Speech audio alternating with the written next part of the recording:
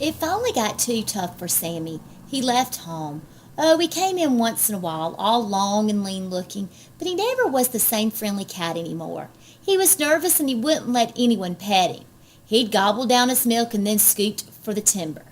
Once I decided to make friends with him because I felt bad about catching him in my traps. I reached out my hand to rub his back. He swelled up like a sitting hen. His eyeballs got all green and he growled way down deep. He spat at me and drew back his paw like he was going to knock my head off. I decided I better leave him alone. In no time at all, I cleaned out the rats. Then something bad happened. I caught one of Mama's prize hens. I got one of those young man peach tree switchings over that. Papa told me to go down to the canebrakes back of our fields and trap. This opened up all kinds of new wonders. I caught possums, skunks, rabbits, and squirrels. Papa showed me how to skin my game. In neat little rows, I tacked the hides on the smokehouse wall. I'd stand for hours and admire my magnificent trophies.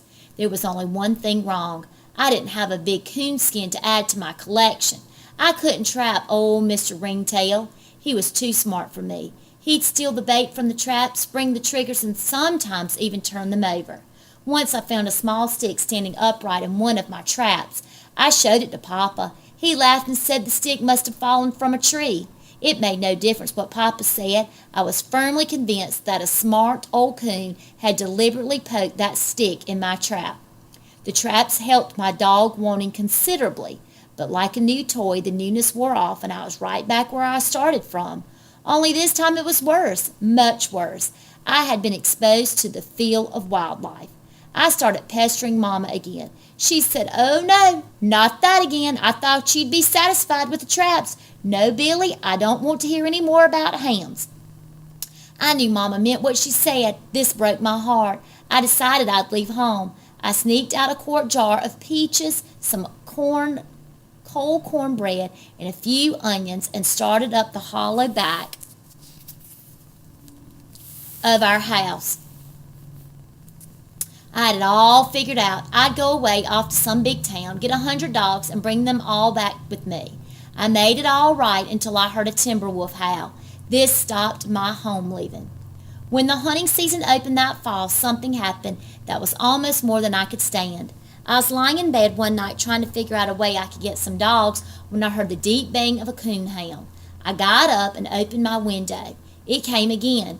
The deep voice rang loud and clear in the frosty night. Now and then I could hear the hunter whooping to him. The hound hunted all night. He quit when the roosters started crowing at daybreak. I stayed up and listened to them until the last tones of the hound's voice died away in the daylight hours. That morning I was determined to have some hounds. I went again to Mama. This time I tried bribery. I told her if she'd get me a hunting dog, I'd save the money I earned for my furs and buy her a new dress and a box full of pretty hats. That time I saw tears in her eyes. It made me feel all empty inside, and I cried a little too. By the time she was through kissing me and talking to me, I was sure I didn't need any dogs at all. I couldn't stand to see Mama cry. The next night I heard the hounds again. I tried to cover my head with a pillow and shut out the sound. It was no use. His voice seemed to bore its way through the pillow and ring in my ears. I had to get up again and go to the window. I'm sure if that coon hunter had known that he was slowly killing a 10-year-old boy, he'd have put a muzzle on his hound.